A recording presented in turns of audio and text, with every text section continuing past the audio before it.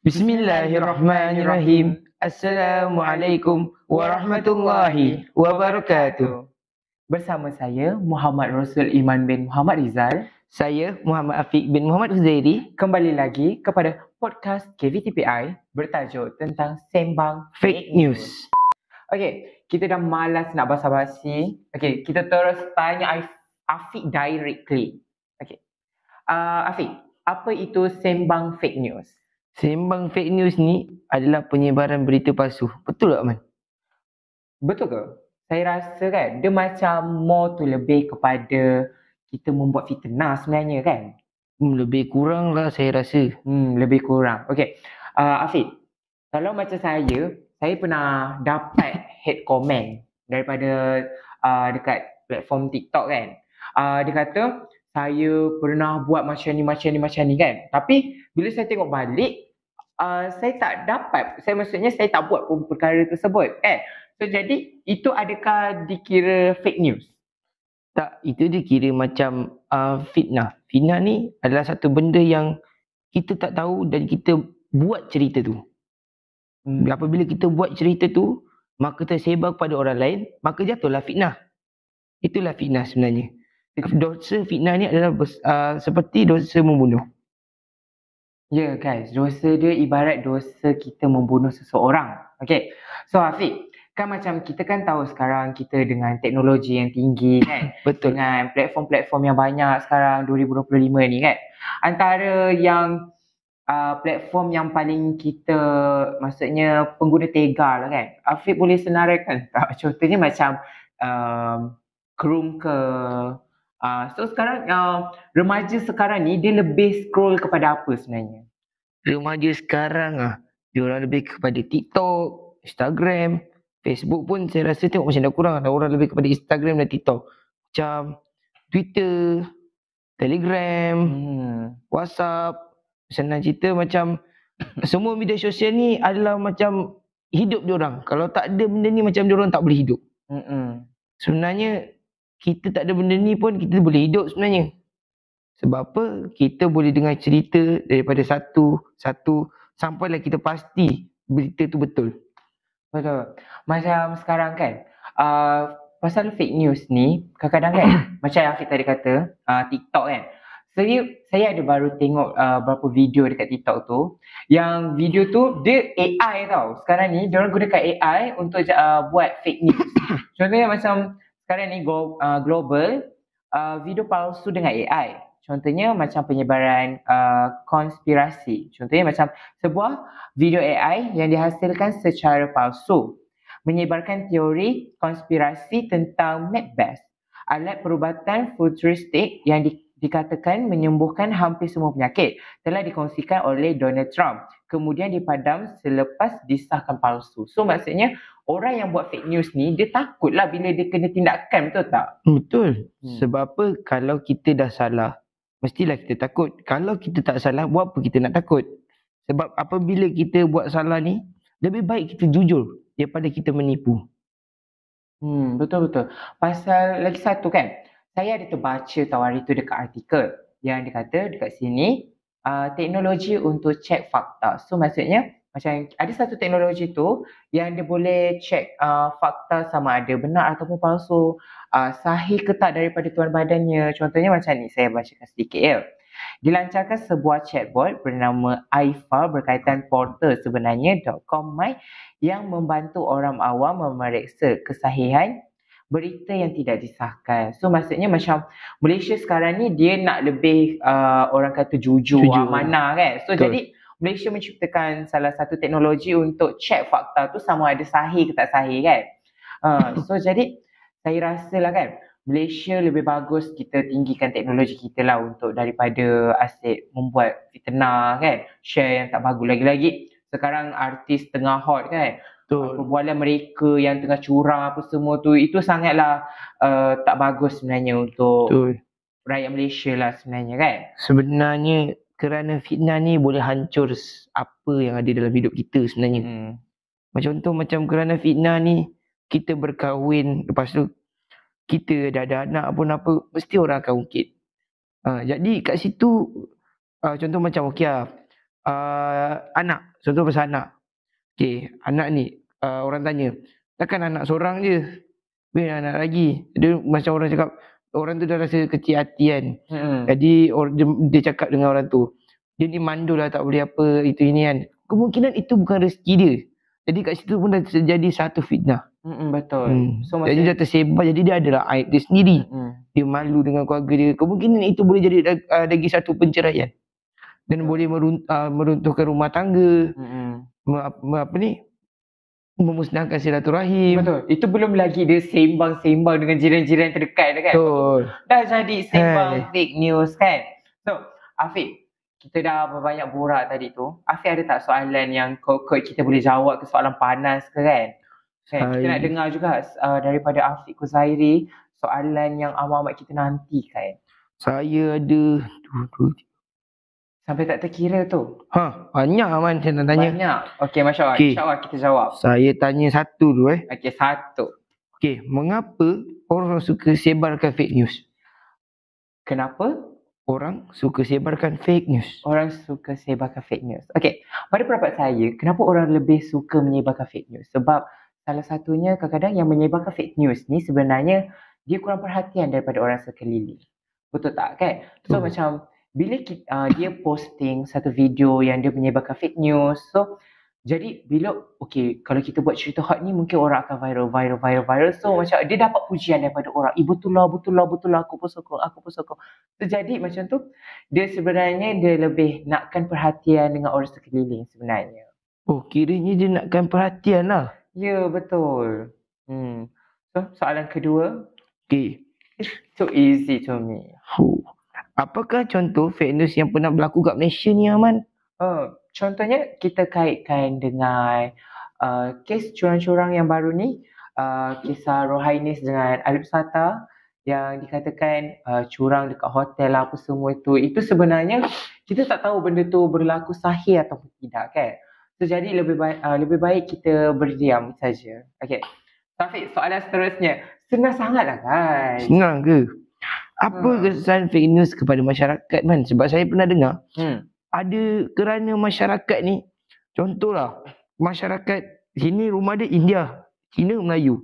Jadi kalau antara dia sebar boleh bergaduh kan. Jadi apa kesan ni, Man? Kesan dia contoh kan, kita kaitkan dengan sejarah lama.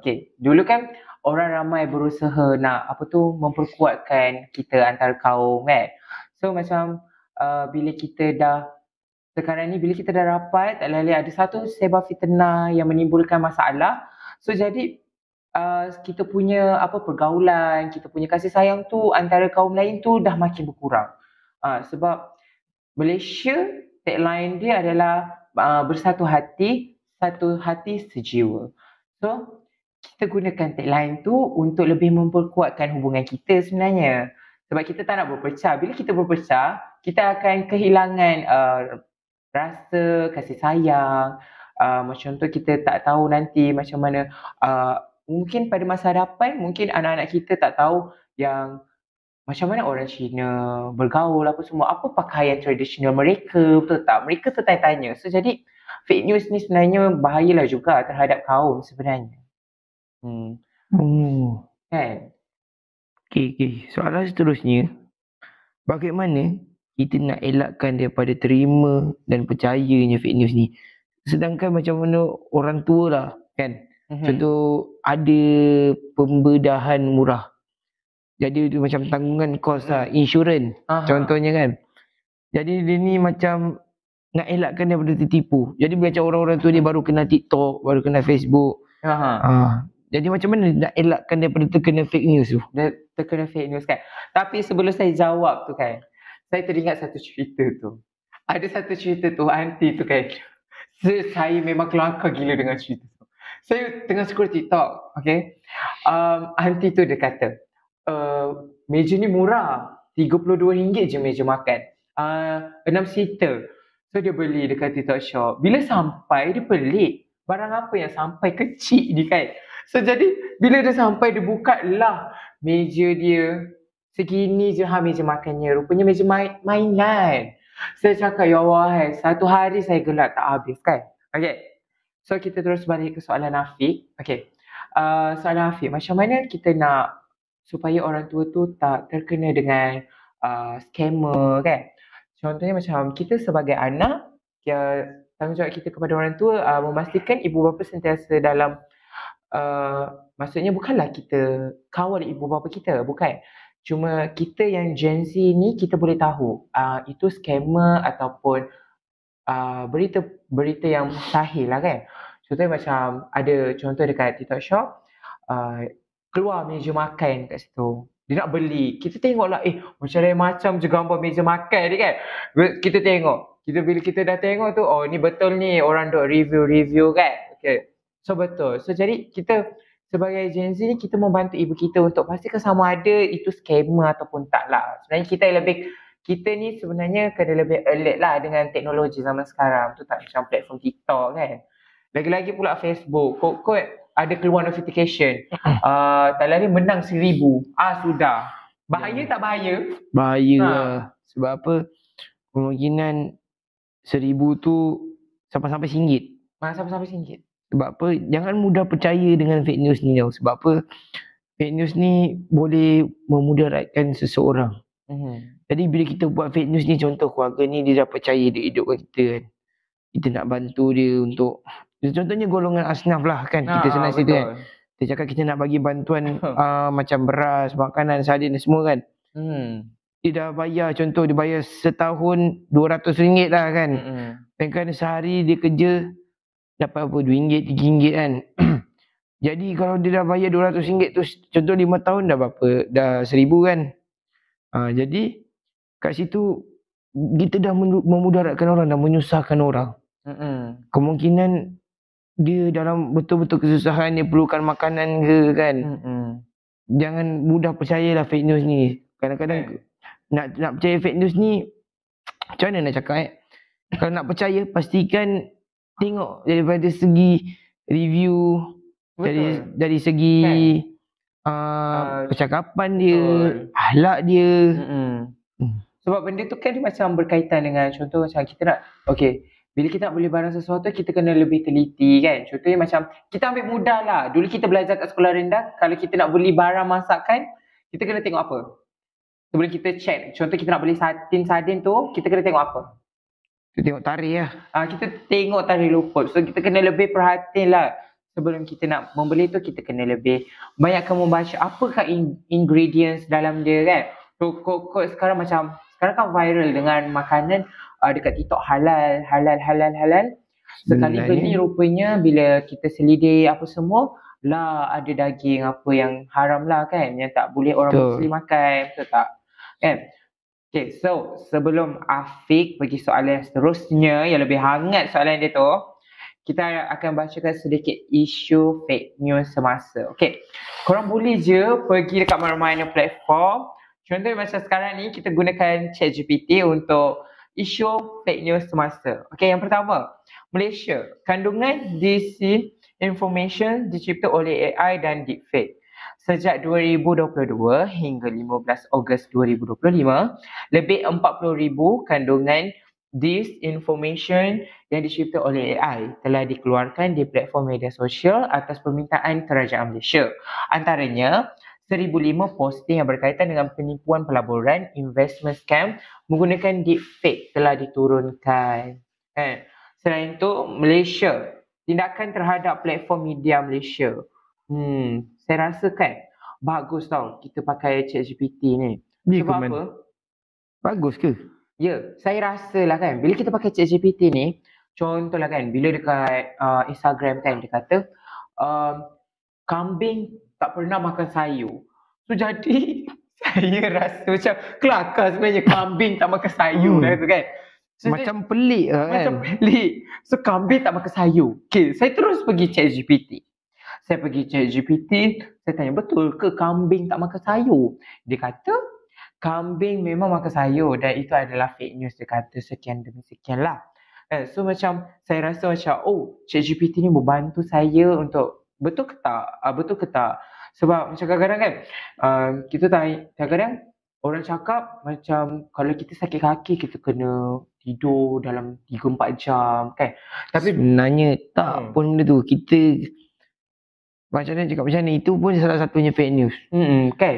Jadi kita macam, kemungkinan kalau kita macam stres, orang cakap baik kita tidur, padahal tidur tu boleh lagi menambah stres sebenarnya. Betul. Baik kita meluangkan masa dengan family, Betul kan? mendekatkan diri kepada Allah kan. Jadi apa-apa bila kita susah, kita first dulu, kita yang pertama mesti kita minta dengan Allah dulu.